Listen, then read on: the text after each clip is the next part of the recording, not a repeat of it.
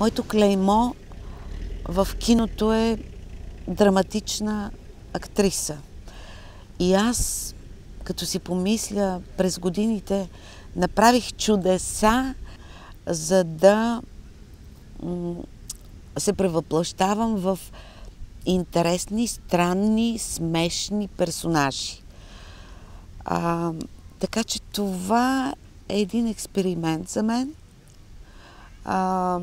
Много бих искала да е успешен, защото май ми се полага едно такова нещо, реабилитация след толкова години.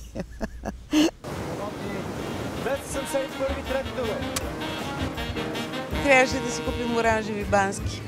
Оранжевият цвят премахва отрицателните емоции, повдига самочувствието и какво ли още не.